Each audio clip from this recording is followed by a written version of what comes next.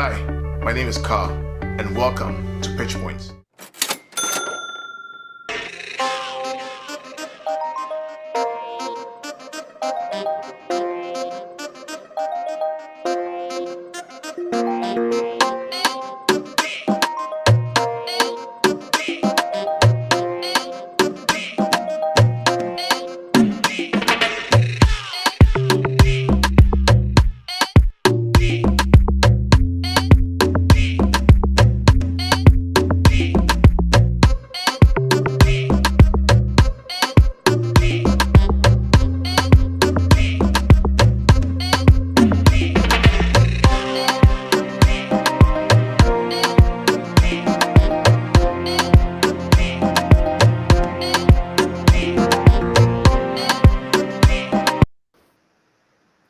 Good morning, good evening, good afternoon. Welcome to the show. Welcome to my friends who are here today, this morning, this afternoon. Martin, welcome from the Mancunian way. Welcome, brother. Good afternoon, good morning, wherever everyone is. Good evening. I never know where everyone is anymore. Absolutely. And of course, Patrick from True City Fan. Welcome to the show, brother. How are you? I'm good, man. I don't know. Am I the only one who sees things are freezing? I don't know. Maybe it's just me. Everything's not freezing here. Everything seems to be fine. Martin, are things freezing on your end? No, it just froze. It wasn't freezing. It was a bit glitchy on the intro. That was all. Okay. Yeah. Well, that's a work in process, so we'll do that. But welcome everyone. Adam says to join us in a bit.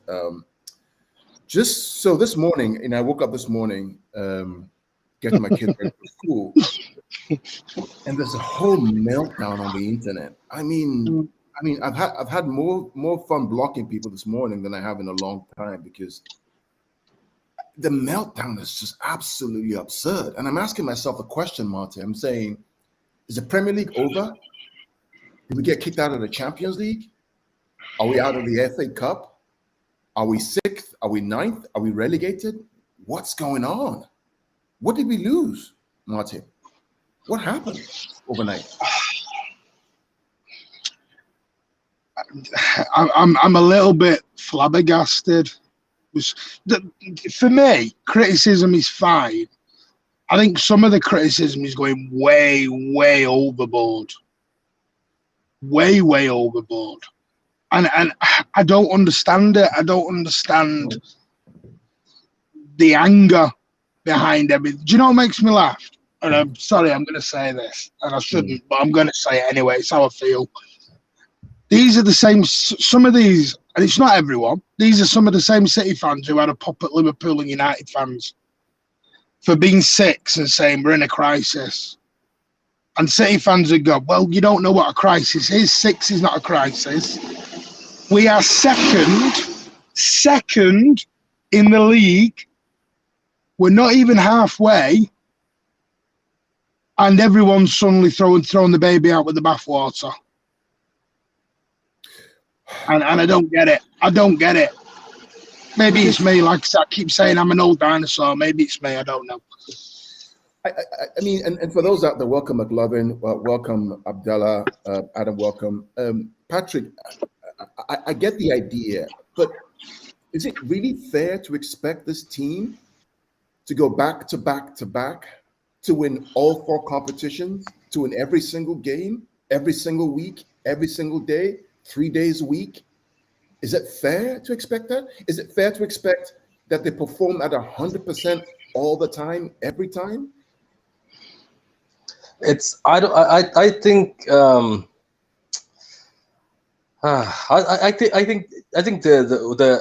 understand some people. I understand some people are going extreme, but I think I understand certain people because I think it's the fact of the performance.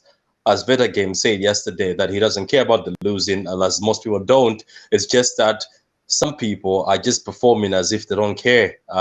Like yesterday, the amount of times you could shout, pass the ball, pass the ball, pass the ball. What are you doing? Pass the ball to either Gundogan, pass the ball the right way to either Gomez or Cancelo.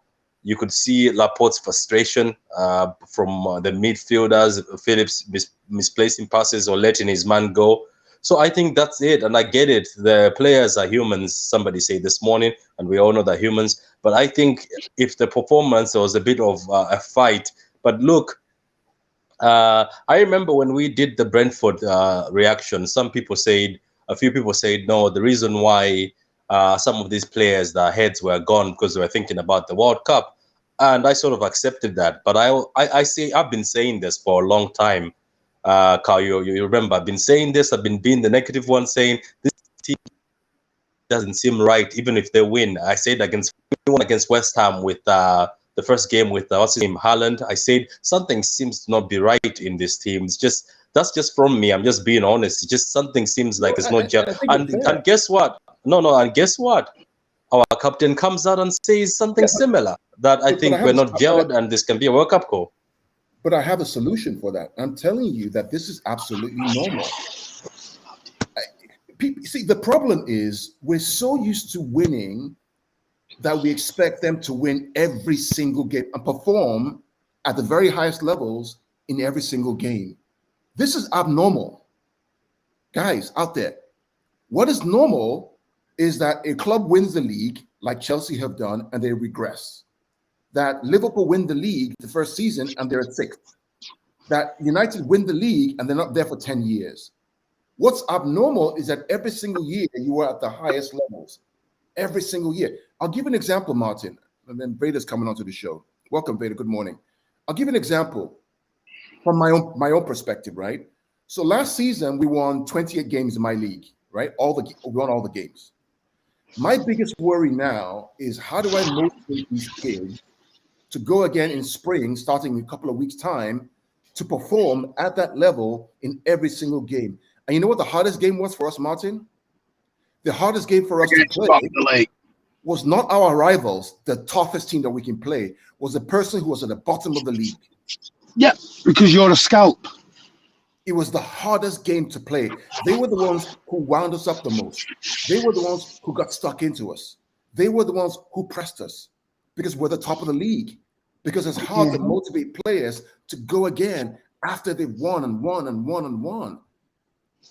You can't. Well, it's like I said earlier on, United have this for 10, 20 years where every single team raise their game against them. Every single team. We see it week in, week out. Everton come to the Etihad and they absolutely play the game of their lives.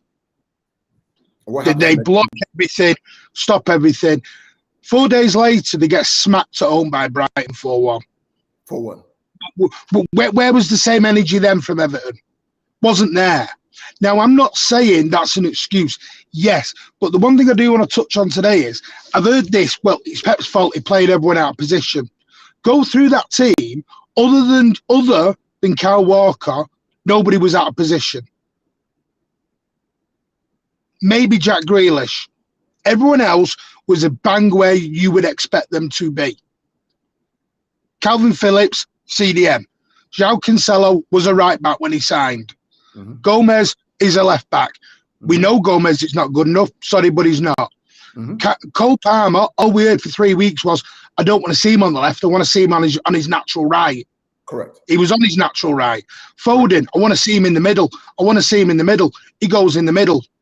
Alvarez, I want to see him up top. He was up top. So tell me who was out of position yesterday, other than Walker and Grealish, where Pep's got this team totally wrong. Again, I don't understand this. They're out of position. They were not out of position. And I want to come to Vader games, right? Vader, again, this is just kind of, the title of the stream is Calm Heads, Clear Minds Required, right? Calm heads and clear minds. The context around this is, listen, it's a Carabao Cup. We went out to Southampton. In my mind's eye, I'm thinking, thank God we're out, because I don't want to play Newcastle twice and United twice in 4 weeks when I have to play Tottenham twice, Arsenal twice, and I have to play Wolves, and then I have to play RB Leipzig. Help me understand this, Vader. Yeah, no, and again, I'm a Libra myself, so I tend to be very balanced. I'm calculated, but when you look down the road, when you look at the future and you see what the schedule is, and again, to your point, the fixtures that are going to be coming up and the opponents that we have makes total sense. I agree. I see the silver lining with regards to, us being out of this cup. However, speaking for some fans, right? Looking at some of the meltdowns that we've seen, the most recently we saw Liverpool go as far as they could with regards to this pursuit with competing in as many competitions as they could. Would we look at our squad? Would we look at our manager and expect the same? Many fans have that perspective. We just saw it last year. Disappointed to not see it this year. Now, I'm very different in the sense that I'm looking at the players and how they perform. To your point, I'm looking at the mentality of these players, knowing what it takes to get the ultimate goal, which again, we've all said it many times, it's the 2 majors that we want. So I understand how players may be looking forward to those things, and again, with the results of the past seasons may not have the same energy and urge. But when we have Gundogan, when we have Pep mention that some of the players aren't showing that they're up for the fight per se, I think that's where some of this meltdown's coming from for some of the fans. They're seeing that we're not our typical sharpness, and that's why this channel and the panel and your perspective is so valuable, because it's like, listen, you're not seeing the sharpness, but maybe the sharpness is because it's for the latter stages of the season. And I think what makes Pep fantastic as a manager and as a coach is that he realizes that it's not going to be rinse and repeat. I've got to continue to evolve. I've got to continue to challenge these players and put them in difficult situations to see what they're made of, because that's what's going to be required to possibly three-peat and to possibly raise the big-eared trophy. So we're fans, man. And the fans that are having the meltdown, scale it back. My only issue is the word choices with some of the fans and how they want to talk about players and how they want to talk about performances. It's just take it easy with the word choice. But the performance, and I know I'm long-winded here, but the performance is where I was just scratching my head a lot yesterday, Carl. But Vader and Patrick, coming to you, Patrick, but are you surprised with the performance? I'm not surprised at the performance. I'm not surprised at Brentford and at Everton. I'm not surprised at that. Brentford, not so much. I hear you. I'll tell you why I'm not surprised, guys, out there. I'm not surprised because in the minds of the players, right? We've done this 1,000 times, guys. I know you want me to push myself to 100%. I know, Coach Pep, I know you want to push me. I just can't feel the Carabao Cup this time around, brother. I'm just not there yet. I've done it twice. I've done it 4 times. I've done the league back to back. I have my eye on that beautiful girl that I want, the big ear girl. That's what I want with all my life. I know that's what you want too, Pep.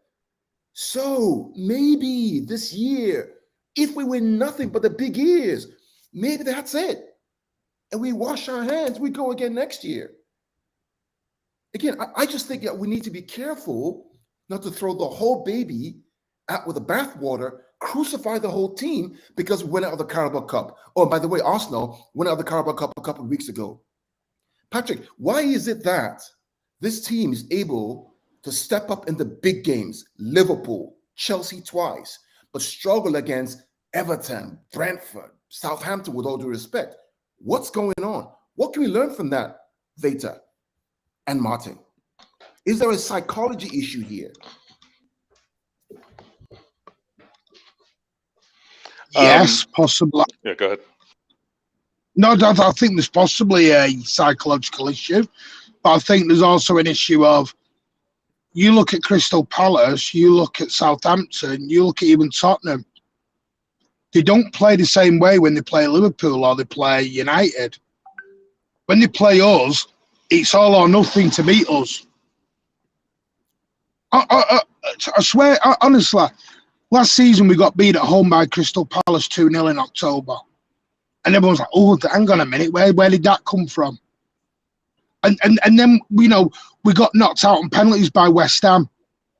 I was sat there watching it thinking, what was going on, and we played Cole Palmer and all that in the same, and that wasn't a great performance. Trust me, no, it wasn't. Anyone who was sat in the car with me coming back after that 5-hour drive on that Wednesday evening would have been like having a meltdown because I was having a right padder. But it's football. This season, there's so many things that have changed. We've got a number. I've heard today Haaland's covering up all our cracks. Oh, goodness me. We're doing this, we're doing that. This play's not. It's like all of a sudden now, half the squad's got to go. Calvin Phillips has been hung, drawn, and quartered, and that was his first full 90 minutes nearly yesterday. 60 minutes, Martin. So, exactly. And everyone's hung, drawn, and quartered him. Cole Palmer. Gomez, we know Gomez is not good enough. We didn't get a left back. He took the gamble. Did fans want us to spend 65 million on Cucurella? Is that what they wanted? Did they just any left back will do? And now it's like Ferland Mendy. Let's spend 60 million on Ferland Mendy. If he ain't good enough for Real Madrid, he ain't good enough for Manchester City. Again, well, are we just going to grab any left back from anywhere now just to get a left back into the team? It's not FIFA. Well, Vader, Martin, you're absolutely right. This is why the title here is Calm Heads and Clear Minds. And let's not forget, guys, right? Of the 4 Carabao Cup titles that we won, 2 of them, right, we won on penalties in the round of 16 of the quarterfinals. What if it lost? Mm-hmm. What if Wolves had beaten us on penalties? Because Adama bullied us in that game. What if Leicester, when Mahrez was there, had put his penalty away? We're out.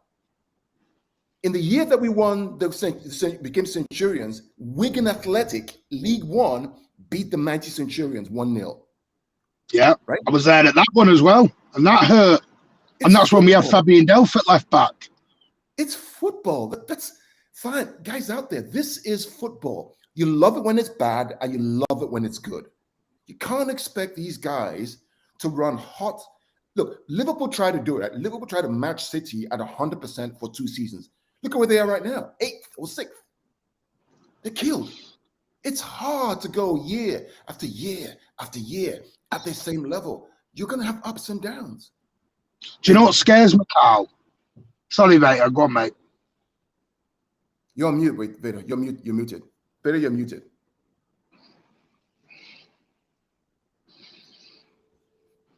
Do you want me to go? Yeah, go. Yeah. The scary thing is here, Chelsea and Liverpool fans aren't having a meltdown like we are. And where are they in the league, Carl?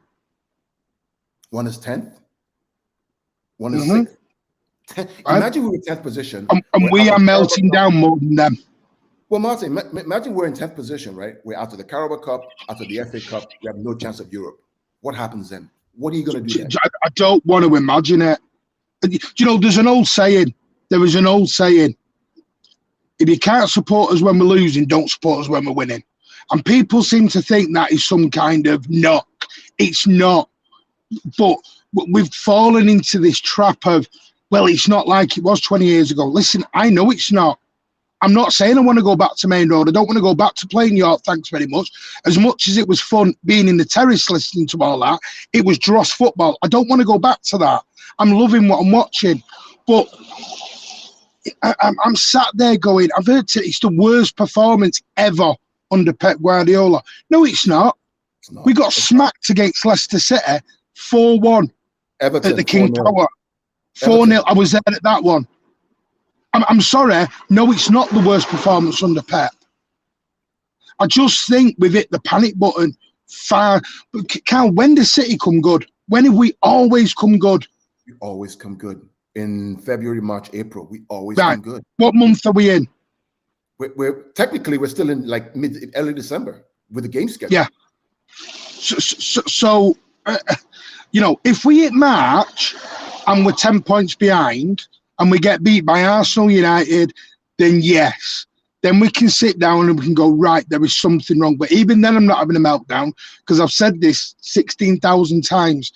Kyle Walker is not the same Kyle Walker of 4 years ago. Well, Martin, he's 4 years older.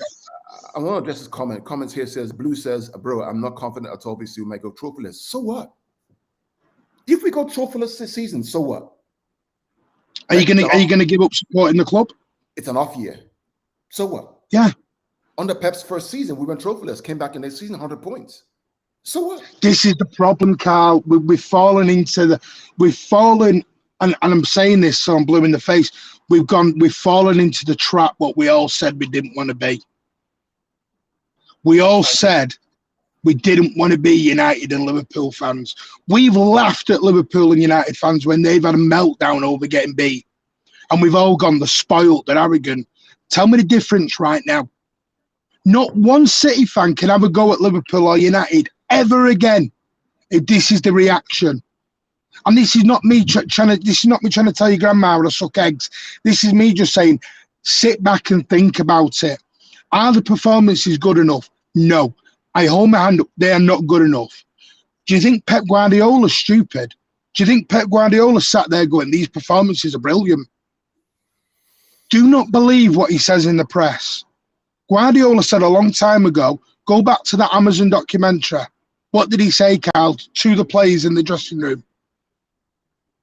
I will protect you to the media. I will protect you. But in here, I will rollick you. Do you think Pep Guardiola went into that dressing room last night and sat down and shook all their hands and went, great game, lads? He absolutely ripped a new one in every single one of them.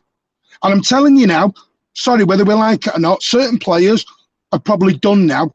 I don't expect to see Gomez in a blue shirt for the rest of the season. Yeah. I think that experiment's done. I think João Cancelo is very, very close to ending his career at City the way he's going. There was something going on there between Pep and him. Yeah. Cole Palmer, don't be surprised if he's on loan next year. Yeah. Because he's not ready. Yeah. Doesn't mean he's a bad player. He's not ready. What we do is we do this all the time. We're very reactionary. McAtee is scoring a goal for Sheffield United. He should be in our first team. Why? What? Because he's at Sheffield United? Then there's another view I have is if the manager is experimenting with Walker at the back, Gomez, Palm, and all these kids and playing Foden in midfield against Southampton in the Carabao Cup, what does that tell you about the priority of this competition versus the Premier League and the Champions League? Or even the FA Cup? It's at the bottom. It's at the bottom.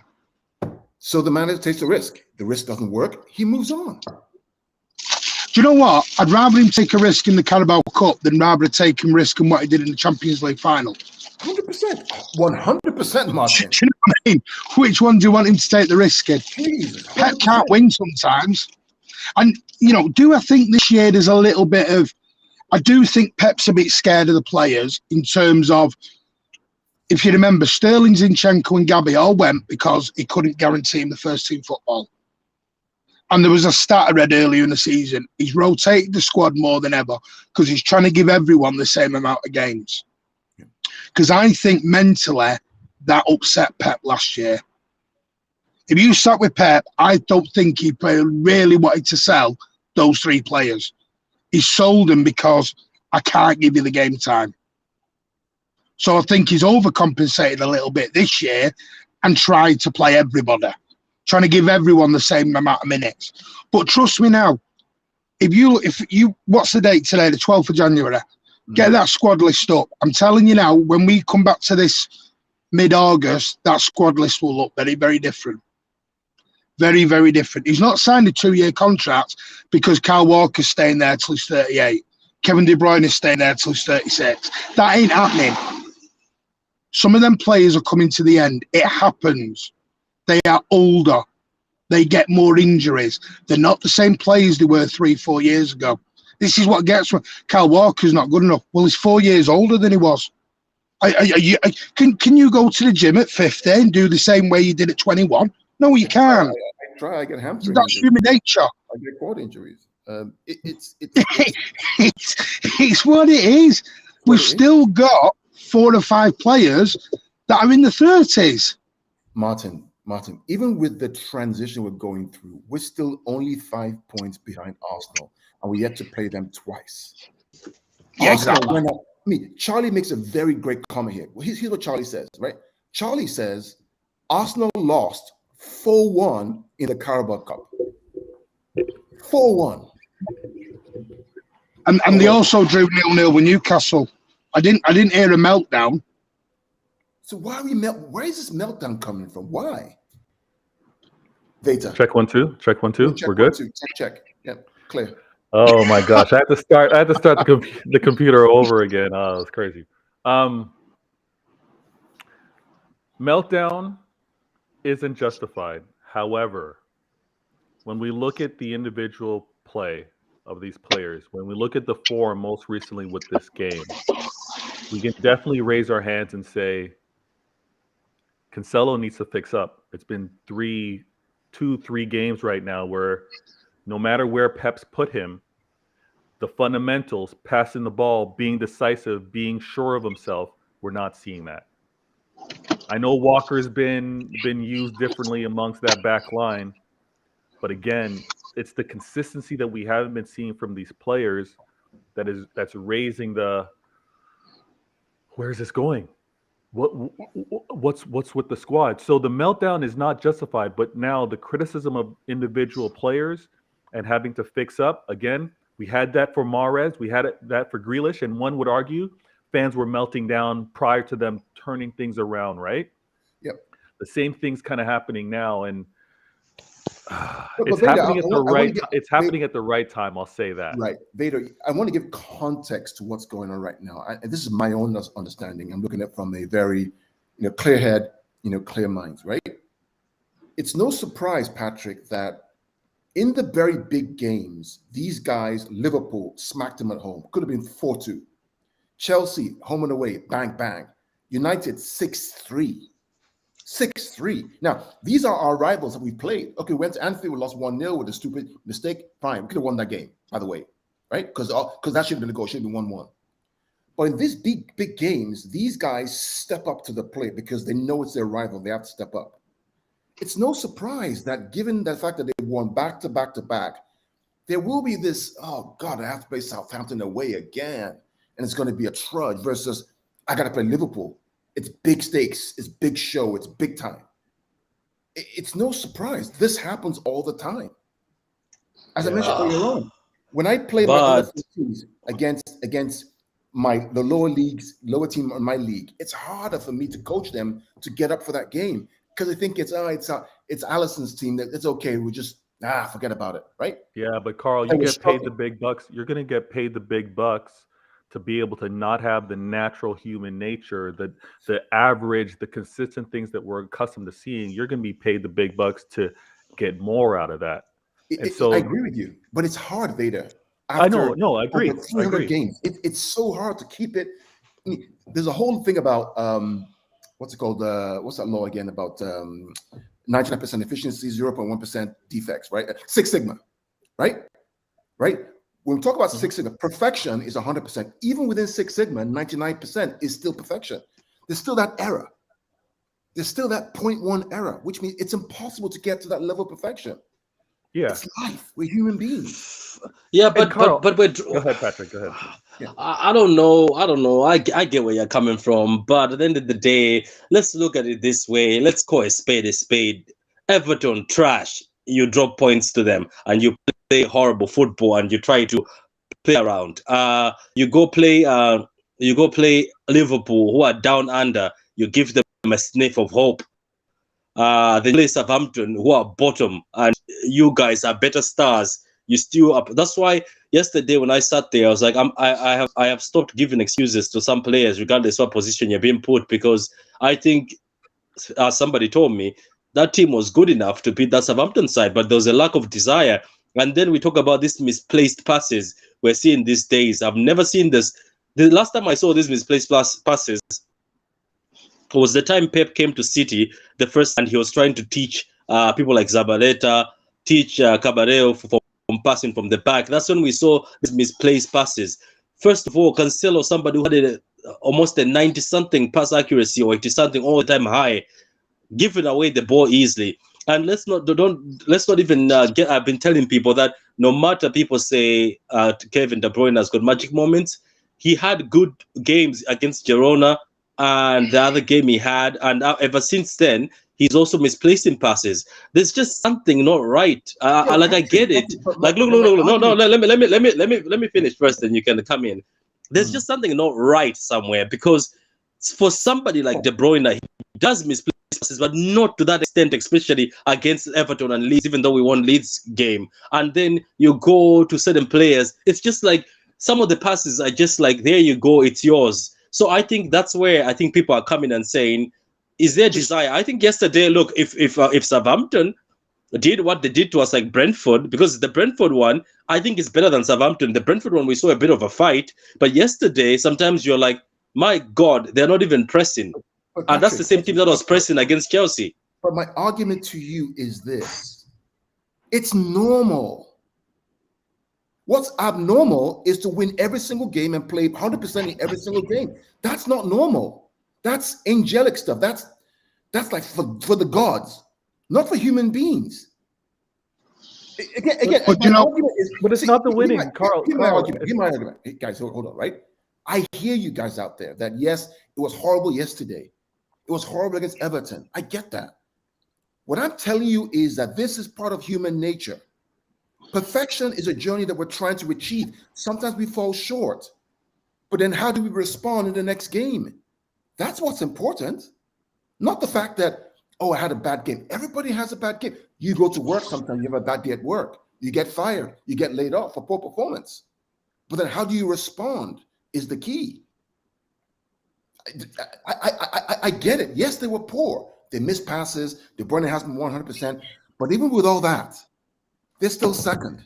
Okay. All right. Let me ask you this. I know this is your show, Carl. So apologies. All right. As the manager, as the coach, and again, I always refer to you and Martin. How do you address the 11 that started that game today? Simple. What I would do, they're not starting for me the next game. They're not starting for me the next game. Okay. I'm going back to my trusted 11 that I know who can do the job. Until I see you improve or your desire improves, Cancelo's not starting. Gomez isn't starting. Palmer's not starting. They're not starting for me. Period. There's a reason why, Martin, just a minute. There's a reason why I experimented in the game against Southampton in the Carabao Cup with those players, because I want to see if you can cut it against a high press and against Southampton, and you didn't do the job. Therefore, you sit out, and I'm bringing my boys back in. Simple. That's it. There's a big thing here that's totally different. I mean, just like Pat's point on Kevin De Bruyne, you're going to look at what Kevin De Bruyne is doing this year more than ever. Kevin De Bruyne has always been able to put a pinpoint cross in, or if you look at a lot of his passes to 5-10 yards. Now what we're doing is, and people think this is mad, but honestly, this is where I'm looking at it from a coach's point of view. Kevin De Bruyne is now trying to point 15, 20-yard passes over the top to Haaland. Now, the law of averages is when on a football pitch, if you're going to start pinging 15, 20-yard passes, unless they are absolutely bang on accurate, some of them are going to get intercepted, whether we like that or not. It's life. Because that is just the law of averages. If you go from 5 to 10-yard passes along the floor to the guy next to you or the guy in front of you, and then you start pinging 15, 20-yard passes over the top, well, sometimes this is the thing why I'm not labeling it at Haaland's door at all. We are playing a totally different way this year because we have brought in a direct number 9 who has his faults and has his absolute strengths. We all know his strengths. He's deadly in the box. But that is why, if you go back to Aguero, when Pep first came to the club, Aguero was very close to going out the door because he did exactly what Haaland did. So what he asked Aguero to do was, you've got to start coming back into the midfield, receiving the ball. You watch Haaland at the minute. He's changing his game very slowly. If you notice, he's coming into the midfield more to collect the ball, to give go. He's not just standing in the box anymore.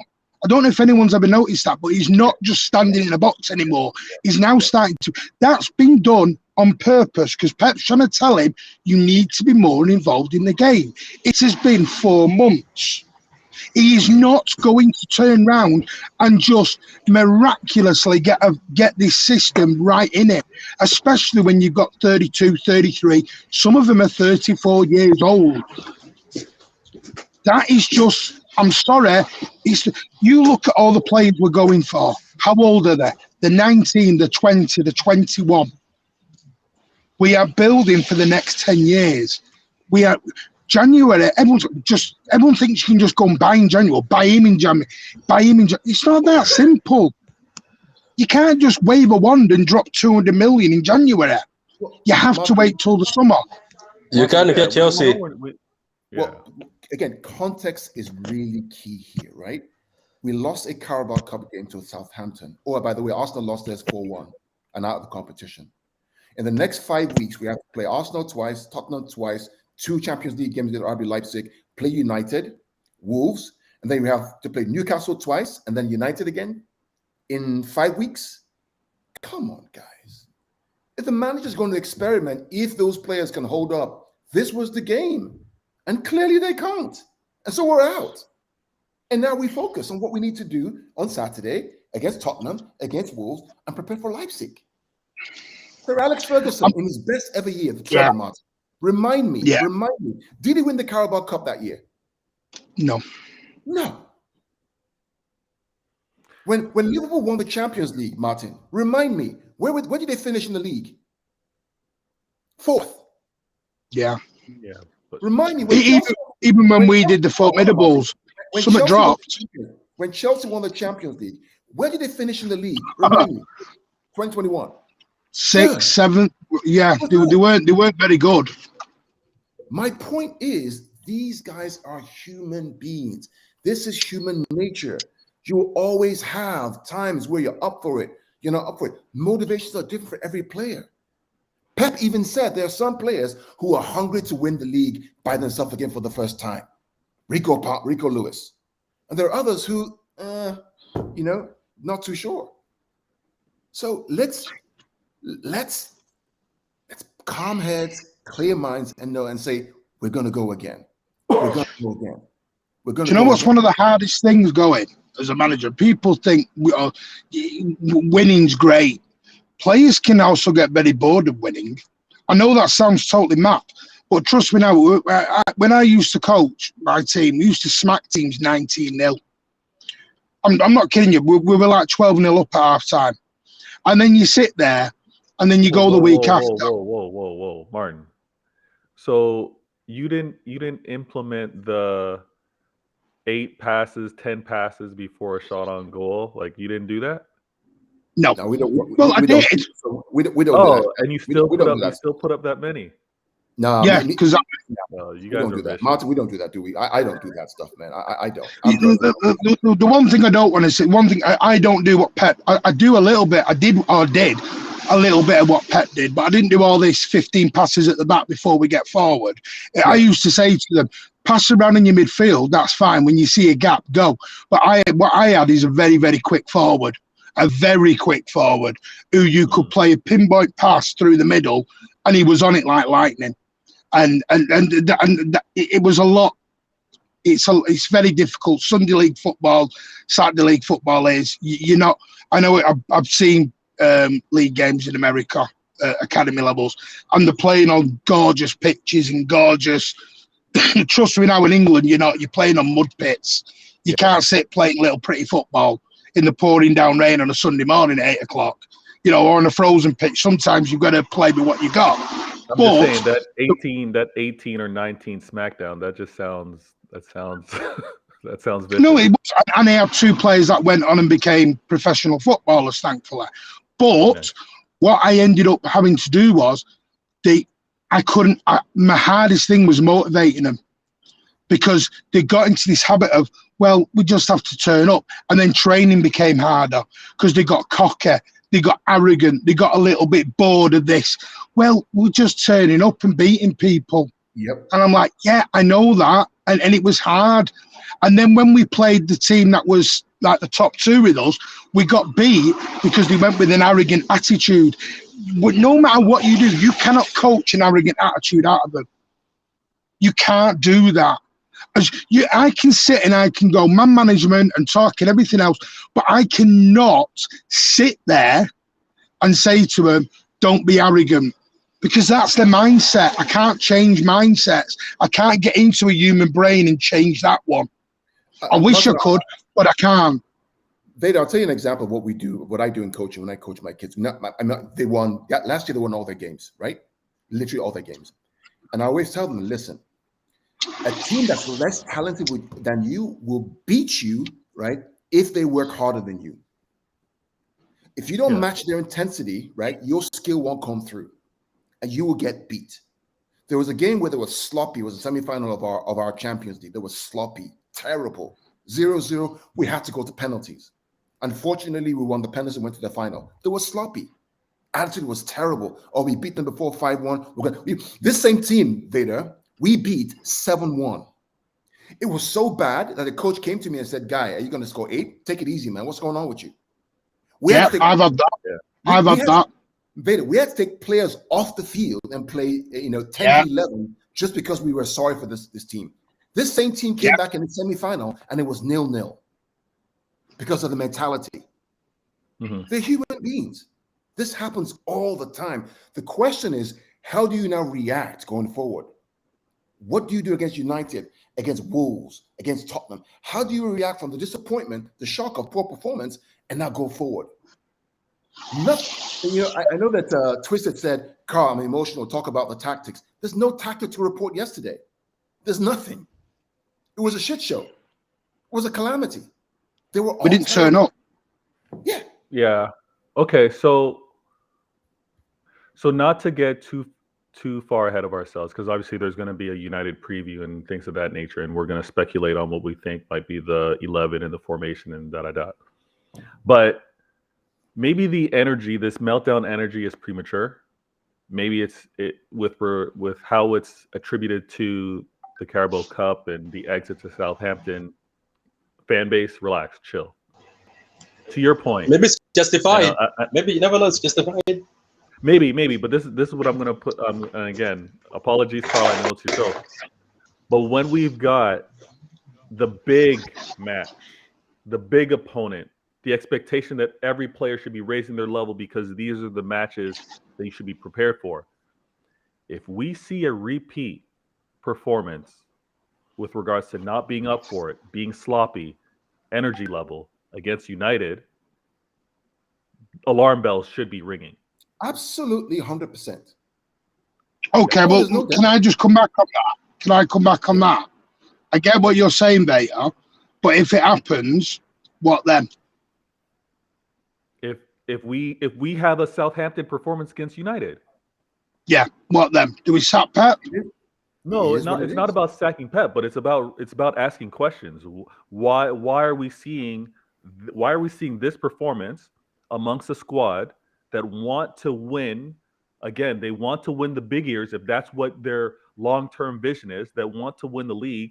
You can't be showing this against this opponent because Carl and Martin, you know this. It's not about light switch on, now I'm playing hard. That's not how it works. Yeah. It doesn't work like that. Yeah, I agree with that. I actually disagree. I think it actually works like that, actually. And you know why I'm saying that? If you think about the two teams that won the UCL, they were woeful in the league. Oh, they were horrible in the league. But somehow in the Champions League, bang, it's switching on. Chelsea, terrible on Tuchel in the league. Yeah, but those are teams that have won it before and they have that experience already. Not City. It has nothing to do with that part, Patrick. It has nothing to do. Chelsea had no experience when they won it. No, I'm saying the second time they won it when they beat us. Even the first time they won it, same thing. I don't like that. I don't like that correlation with winning your first Champions League means you're warful in the league. Like you're no, we're not saying that. What we're saying is that the pattern is, look, I've said this time and time again, right? I talk about it every single year. And I keep saying, since Alex Ferguson, in God knows when, maybe 15, 20 years ago, whatever it is, no Premier League team has won both the Champions League and the Premier League in the same year. Why? Because it's bloody hard to do so. To run hard in two competitions at the same time. And then the treble is like, God almighty, that's like, whoa. Liverpool tried it last year. What happened to them this year? But I have a question for you, Carl. Carl. Yeah. The Patrick, thing go is ahead. this, right? You keep focusing it on the Champions League, and I get it.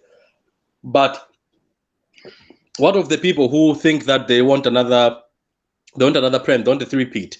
Do they just shut up and just keep quiet and watch the team nobody's asking. do badly? Because Patrick, Veda has asked a very smart question, because he says, Patrick, "What if this performance happens again?" Because let's not lie to ourselves. Even Fulham, yeah, but Patrick, Fulham I'm not was just luck. Patrick, I'm not saying they should shut up. That's not what I'm saying. I'm just giving you No. and science that I've observed. I'm saying if it happens, it happens. We move. What are we going to do? Cry?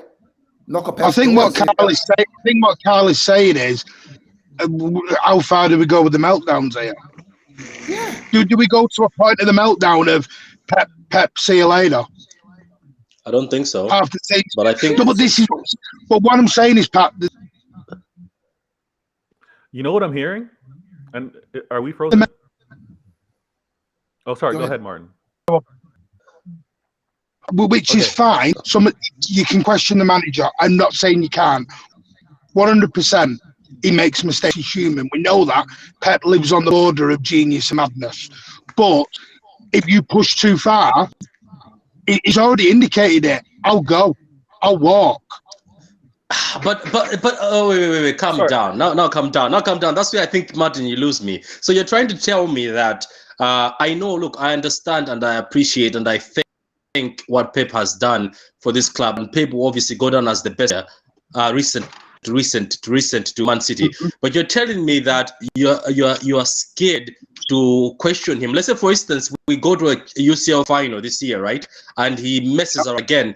None of you guys will say anything because you're scared he might leave. No, Pat, you can criticise him. I think the criticism's going OTT at the minute.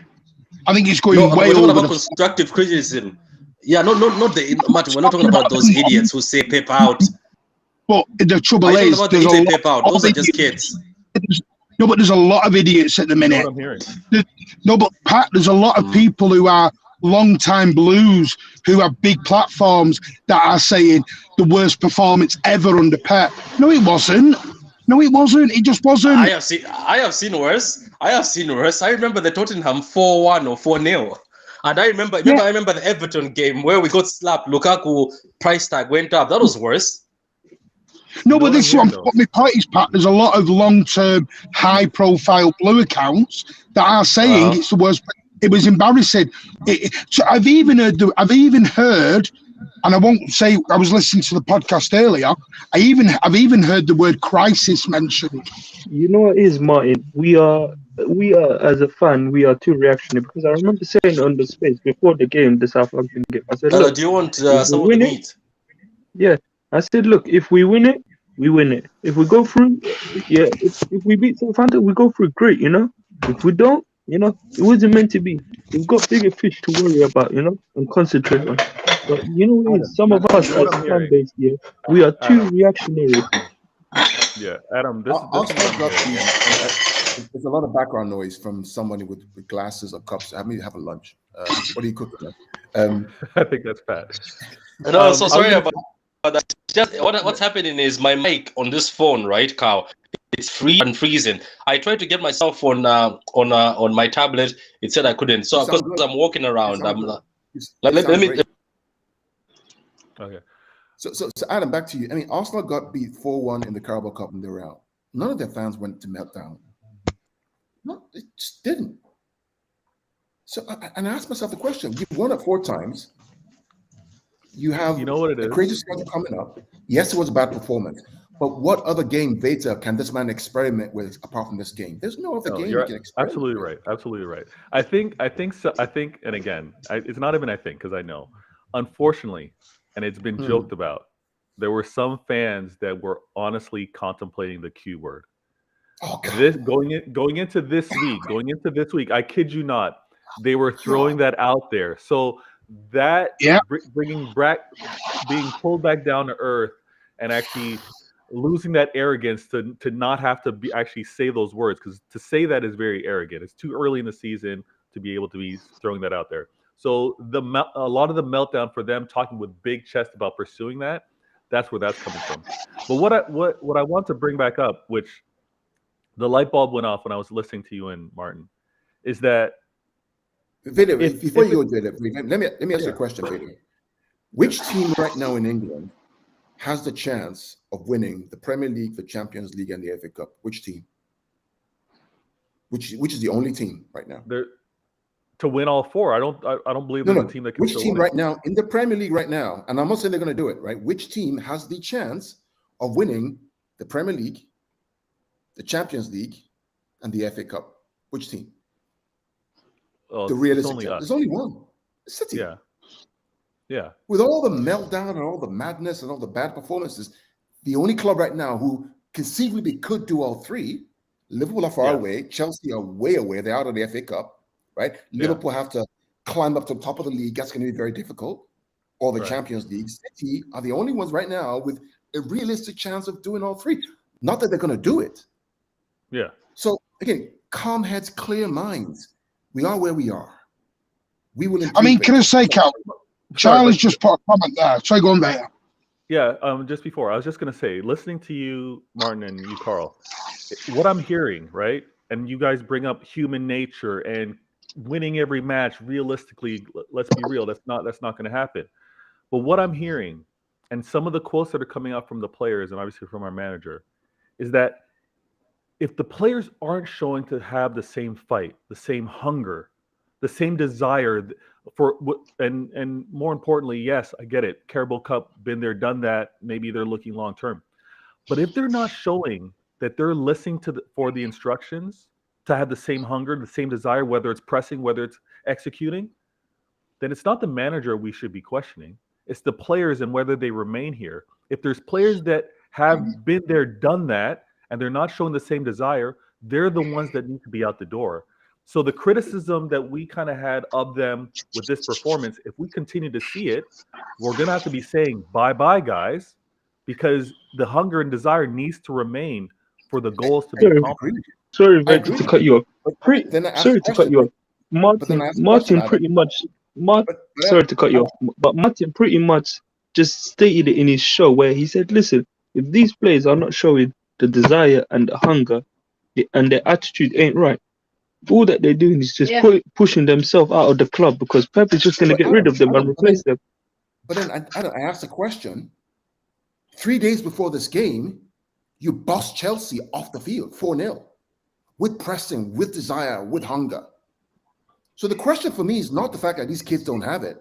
The question is what makes them perform against Chelsea and Liverpool and United and not perform against Southampton and Brentford and Everton? That's the question that needs to be asked. I guarantee you, that's the question that Pep is asking, is that why can you perform against these big boys and not have the same energy against these small boys? What do I have to fix? That's the question, Vader. Yeah, it's a very good question. I mean, Charlie just put that these fans don't have any influence, though. They do. Some do. I mentioned it in the private part of this. I'm not going to mention it on air because I don't want a civil war. But there are people who have mentioned, who have got big accounts, who have got an influence to the fan base, who are mentioning the C word, not the Q word, the C word of crisis. If second is a crisis, then I don't want to see. What you're saying is it's first or nothing, and that is the mentality that we all said we hate. That's what worries me now. We are second. We have scored the most goals in the league. Pep said with this change, has Pep not done enough? Has he not earned the right to rebuild this team? Has he not earned that right with us to rebuild this team at least? I think what Martin said is really instrumental. So it's first or nothing. Is that what we're going That's to? what scares me. This is what scares me. Patrick, I want a trophy every year, and that's it. Like, can you hear me? Yeah. Yeah. Is it first? Yeah. Look. Now? Nah, man. Look, at the end of the day, you know me. For me, to be honest with you, this is the reason why you can understand why I think you and me sometimes, regardless, sometimes when we have a few heated debates, we still come to an understanding because I just don't say things sometimes. I study, then when somebody says something, Martin is right about the influence because I am not a big account. I have just 2K followers on Twitter. Sometimes, Martin, I'm surprised when I say something, I get inboxed in my DM'd on Twitter. Somebody saying I support what you just said, even if it was the hero of the moment. I think I said something once, and I was like, "Oh my God, I shouldn't have said that." I think after the Champions League, and I had few people who were supporting me, saying, "You're right, we're going to follow you." And you see, this is how it is. So you're right, Martin. If somebody has a big account, they have to be careful what they say. I know sometimes somebody has to express themselves because you're a human being, but you have to control, because once you say something, especially someone with tough influence, all of us here have got influence, believe it or not. But for me, it's not first or nothing. To be honest with you guys, and some people are going to hate me, if we end up winning nothing this season, I don't see a tear out of my eye. As long as I see there's a rebuild happening. You hear that, Martin? Like, as long as what you're saying is true, because I see Maximo Peron being bought as a midfielder, is coming in for the first team. If I see these people like Gomez, Palmer continuing to play, and we're building towards the future, even if we lose, it's building towards the future. Give Man City a break. What about some of your clubs? Your clubs have had breaks. United have been losing, holding L's over and over again. Chelsea have spent 400 million since the beginning of this season. If you add in Nkunku, they've spent 200 with Frank Lampard. They spent so much, almost 1.3 billion. If you could calculate everything within a short period, they only won one UCL, and this and obviously some of them try to floss the World Cup, but they've been given a chance to say, "Oh, they're rebuilding." Give City a rebuild. The City have dominated you for a while. Give them a chance to rebuild too. So for me, I won't mind if we come out empty-handed, as long as these kids are given opportunity. Because I'm telling you this, and I'm telling you this right now.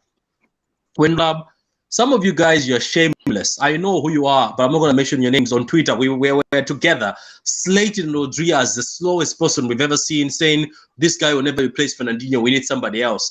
Now, all of a sudden, that same energy is being thrown at Phillips. Yeah, give these people time. When you come to this City team, you need time, unfortunately. And as Martin says, I agree with him. The team is changing. It's going towards another end. But the thing is this, what I also understand from the fan base is, especially some younger fan base people, let's say, for instance, somebody who's 18, who's been seeing City win ever since, what they're going to do is they're going to overreact because winning has been fed to them. That's how you're going to do. So you're going to get a lot of overreaction. During this rebuild, they will be confused, like, what's the rebuild? What's going on here? You know what I mean? The same thing as Chelsea, Man United. The other guys were more calm, just saying we want our Man United back, but they were more calm. But the new generation were like, we want success right now. So I think that's what's happening here, Carl. At the end, to be honest with you, if this is our rebuild and if Arsenal are better than us, they win the league, it's not like they're winning it by fluke or being favored by VAR, like a certain team during lockdown that was getting these. But these guys are legit going to be champions. If that's it, we hold the L, we rebuild, and Pep is a genius, and Pep will be given everything he wants. That's why I'm saying all these players he picks, all these kids, Phillips, everybody, he knows what he's doing. It's just that your Pep will experiment. You know what you got when you got Pep experiments. We know what we're going to get. So let's be surprised. The very first season, we all went, well, he's got collar off, he's got cliche. And we were getting smacked 4 and 5s by a lot of teams. A lot of teams low down. And everyone went, and all Pep kept saying was, I just need to get my team. And then in the summer, we got Edison, we got somebody who we won't mention, we bought other people, and we spent about 150, 200 million in that summer. If you remember, listen, I know he's Marmite to some people. There is a reason why City have gone after Bellingham. He's 19. He's got leadership qualities. The other thing I will say, we haven't got a leader in that dressing room anymore, which is quite sad. Kevin De Bruyne is not a shouter and a baller. Diaz is probably the only one. And even Diaz has said publicly, I'm not grading it. Some players, we don't have a Fernandinho. He'll stand up and rollick people anymore. I think Diaz is missed. Martin, I think Diaz is highly missed. I think people underrated him because I know people like he makes 2 players say, oh my God, Diaz talks. And they know he will talk and he will shout at you. And if you notice this, regardless, people have been saying, oh, Diaz, one season wonder, oh, he was making mistakes. Look at Diaz's games when he played. We were not conceding much. He fixes that defense. He talks. He will shout in your ear and say, let's get in line. So I think he's also something that we're missing. Yeah, but Laporte last night, Gomez, he told Gomez where to go last night, basically. And I'm sorry because it just has to. If we get to the summer and we get Bellingham and we get a winger and we get a natural left back and people leave, which they will. We all know Gundogan's probably going to go. We know Bernardo's probably going to go. We know there's one or two others that are going to go. But it's then just getting that building block back in. It was never going to get done in one summer. Even though we're rich, doesn't mean we can do Chelsea and just keep slap. Chelsea are going to get bit in the arse very soon, and they don't realise it. They really don't realise it.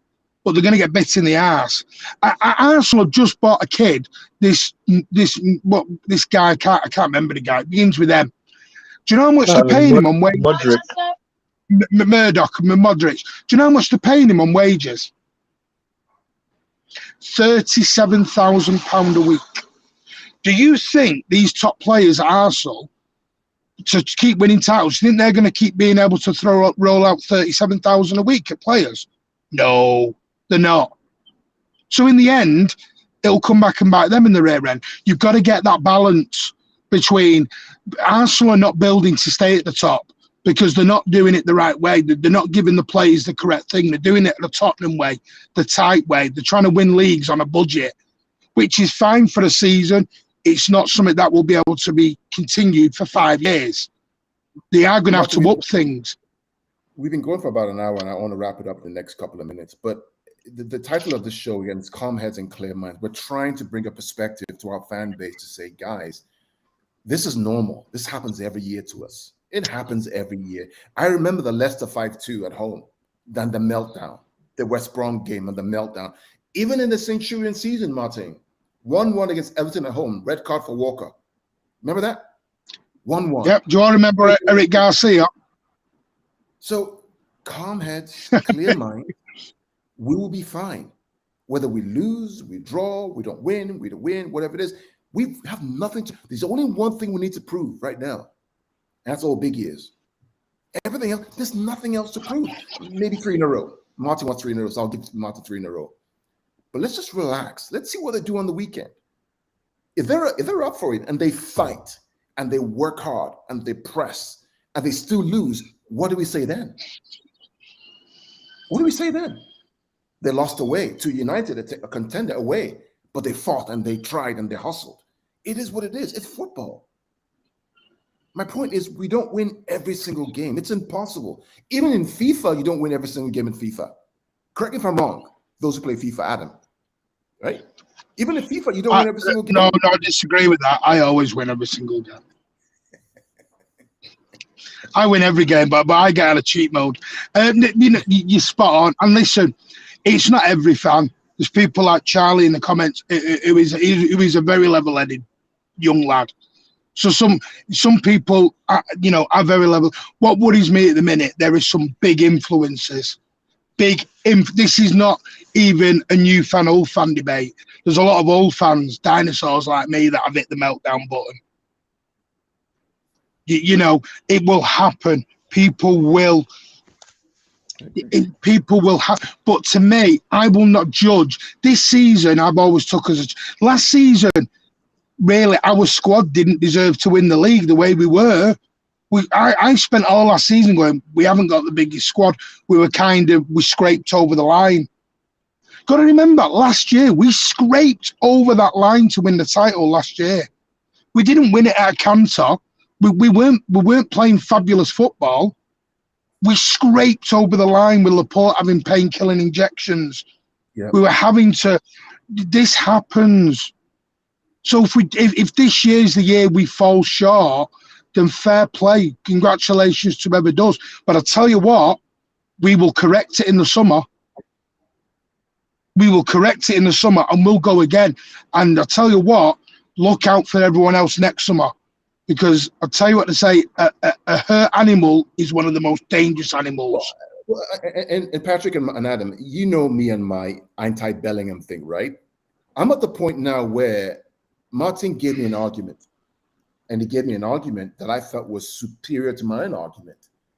And now I'm reconsidering what he's saying. right? About, okay, De Bruyne is getting older. De Bruyne is a transition guy. Bellingham is a transition guy. He's not a possession guy. Maybe this can actually work. Are you following Andy's me, a Adam? leader. Andy's a leader.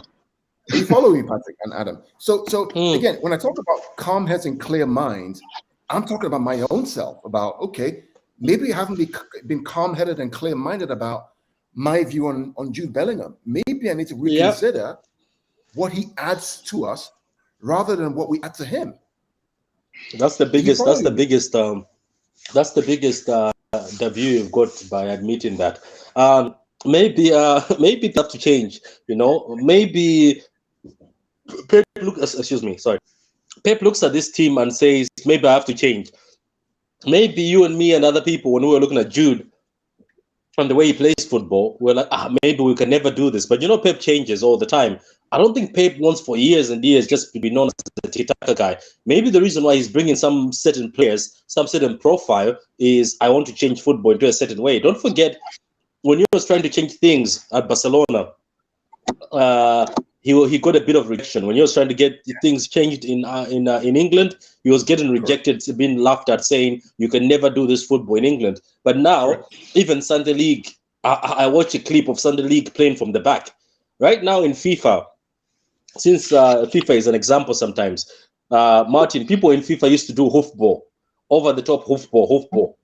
Pep right now, believe it or not, with his influence, everybody wants to pass from the back, and the keepers that that are bought in FIFA majority of the time is Edison, who's expensive, who's got nice passing. So you see how this man has not only changed football on the pitch, he changes football everywhere. I bet you if Pep changes something on how to play football, everybody will look at it and say, "Oh, Pep has changed. Let's get into that." So give the man time to cook. At the end of the day, as I said, he also comes with a risk. He will decide to cook during a UCL final, or cook during a semi-final, or cook during a very important game. But Pep is Pep. It is what you get, He's done so much for the club. I think it's 12 leagues now, 12 or 13 or 11. A lot of them. Why some people, even though they claim they've won every trophy, but they've won only one Premier League in a long, long time, and I've spent so much. We won't mention him. His name is Klopp. I'll still mention him anyway. Let's be shameless. But I look. What I'm looking for is just positivity. It's just that I think, as I'm with Veta, I think these players have done so much for us and have done so much for the club. But I'm also with Martin and Veta. If some of these players feel, as Pep said, "Oh, I have won 5 Premier Leagues. Why should I bother?" Well, mate, then maybe step on and go somewhere else. Maybe the ambitions are not for you, because I don't think fans will pay the hard-earned money. I don't think Martin will travel. Yes. Martin will park outside the Etihad for him to watch somebody give it less percentage just because they don't want the Prem. Well, here's the question for some players, and I know some players maybe might watch this. If you have won the Prem 5 times or 4 times and you feel like it's not well, then go win the Champions League. Go carry the Champions League and bring it back home. Then, if that's what your ambition is. But the thing is, trust me, the thing is, a lot of fans love the Prem.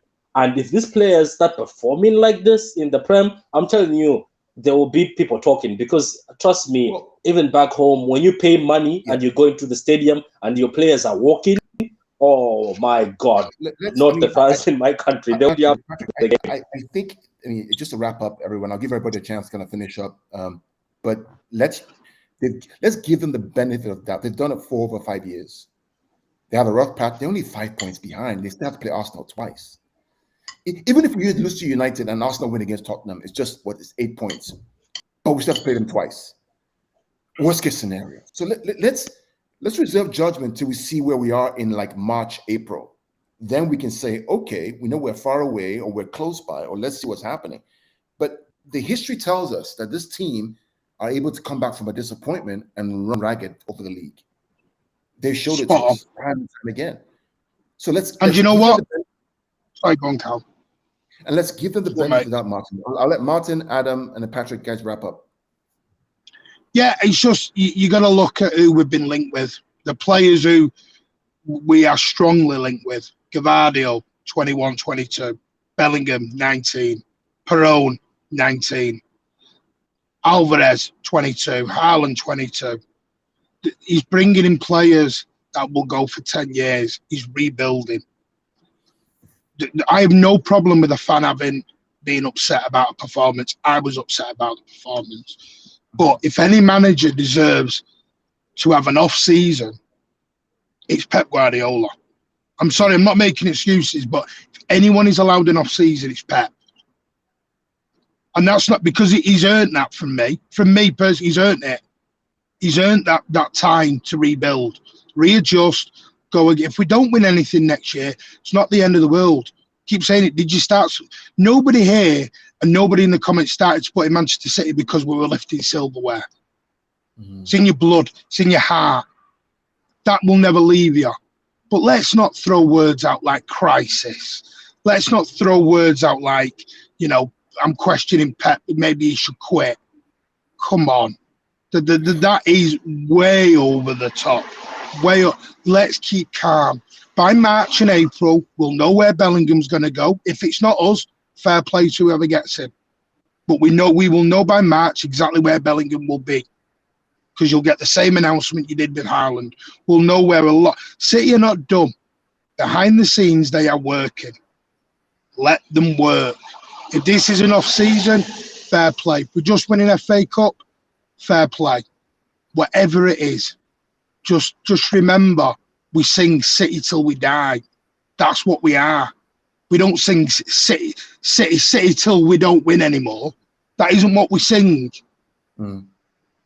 But we're second. Second is not a crisis. I'm sorry. Second is not a crisis. Adam, Just you there? me. Any last words? He's up there. Patrick, any last words? Okay. So my parting words to everyone is I want to thank everybody for joining the show today. Again, it's about calm heads and clear minds. One thing I will say is we are different than our friends at Liverpool and friends at United. What makes us special is that even in the bad times, we're able to stick together and find solutions to these challenges. We don't melt down and throw our players away. Yeah, can you hear me, Carl? And tell the manager, you wrap up for us, Patrick, and tell the manager to go away. Okay. We stick together. We fight together. We work together. We believe together, right? And if it doesn't go right, we stay on and we fight and we keep fighting for our club. That's what makes us Blues, makes us special. We don't melt down and talk about. I saw a guy today on Twitter saying he's going to kill himself. Seriously? Because you lost against Southampton in the Carabao Cup? I saw that today, Martin. I was beside myself. I couldn't. Jesus, I couldn't. I'll tell you what. I can't imagine. I'm going to be a dinosaur here, but I can't imagine him being at Bootham Crescent against York. Jesus, 14th in Division 2. Incredible. Patrick, wrap us up, please. Wrap us up. Nah, look, at the end of the day, it is what it is, It is what it is. The crisis thing, Martin, I'm also with you. I don't... What a crisis then. Because if we were talking about a crisis, we'll be talking about Chelsea. Chelsea is having a crisis. No, we're all good. Look, at the end of the day, I think we just have to accept that. Oh, sorry. Thanks to Martin, though. I thank Martin for talking about the rebuild thing. Because thinking about it right now, I think that's what we're in. I think a lot of people will be moved on. You never know. You'd be surprised. There might be a massive move on. And let's not forget, this is the same Pep Guardiola who got rid of Ronaldinho, Eto'o, Zlatan, all these big Deco, all these big players at Barcelona to bring academy kids for him to be able to complete a rebuild and have players who listen to him. You may never know that Rico always is the first level, and then Martin, out of nowhere, our dreams come true. He starts calling back people like Marketing, you know what I mean? And that was his plan all along, saying, okay, if these people don't want to listen to me, and if the rebuild is going this way, you never know. We just have to wait and see what the guy is cooking, He's got 3 to 2 more years. Let him cook. Let him do whatever he is. I'm in for the ride, man. I'm too old right now to start going elsewhere or doing anything. I'm very old for that. So yeah, so it's City till we die, and we're here to the end. And whatever happens, happens. Whatever happens, at the end of the day, as long as we see performances, if we see chop and change for certain reasons, let's just go with it. All I can say is please leave the youth, the young guys alone. If they suck, they suck, but don't tweet it. Just let them go in peace. If maybe they're not that good, leave them alone then. Let them go, because at the end of the day, I'm looking at these young kids being attacked while there's senior players that are stinking out the place. So don't do this. Just let them go. If you don't like Palmer, think that maybe Palmer is not good enough, leave him. If the club thinks so, they will let him go in summer on loan. You know this club never takes time. If Gomez, they don't rate him, I'm pretty sure in loan we'll see him in Girona or somewhere else, or some Premier League team. It looks like Juventus are interested in Gomez, believe it or not. So you never know. If Phillips is not good enough, then maybe you find Declan Rice is showing up. Maybe that's what you want, majority of you. Let's just wait and see what the club does. Let's just stop panicking. At the end of the day, as long as this, as long as this performance is. I'm only crying. Listen, I respect everyone's opinions, and it's your opinion, but I just cry when I see comments like that. Sorry, but I do. It makes me cry when I'll accept second. I'll accept second if we win the Champions League. Oh, I want to cry. Guys, I mean, you've been graced to listen and watch this discussion between Martin, myself, Feta, Patrick, Adam. You know, this is kind of what we talk about on WhatsApp, right? Where we have these debates. And many of you have seen me and Martin go at it on Twitter. Trust me, you don't see the beauty, the other side of it, where we have these debates and we have these arguments, because we're trying to convince each other of what we think. And sometimes Martin gets it, sometimes I get it. And we all, Patrick and I used to have vigorous debates. But one thing is common amongst all of us. We love the club. Old, new, dinosaur, Freebird, whatever it is. We love the club and we bleed blue and we understand where we are. And we know what we've been and what we've done. And all we can do right now is give these guys time and give them a rope to play this whole season out. And then we can see where we are. Because after all this said and done, we're still the champions of England. And until May comes, we shall still be champions of England. So thanks for a great show, guys. Martin, follow Martin on the Mancunian Way. He's on Twitter. He's on YouTube. Follow Patrick, True City Fan. Patrick is also Pitch Point. He's also Football and Chills. He's everything. Follow Adam, right, on Twitter. And follow me on Pitch Point. Follow me on Twitter at the Golden. But I just wanted to have a derby preview tonight. Derby preview tonight. RFA. Yeah, I'll be preview on Martin's channel. I'll be there. So I'm looking forward to it. I normally don't do this. Martin, sorry. What time is the show? Half eight. I'll be there, but then that means I'll do my space on Friday then, so it doesn't clash with your show. No worries, mate. All right, guys. So let's all join Martin later on today at 8:30 UK. That's at 3:30 US. I'll be there. I hope to see you guys there. Till next time, stay blessed.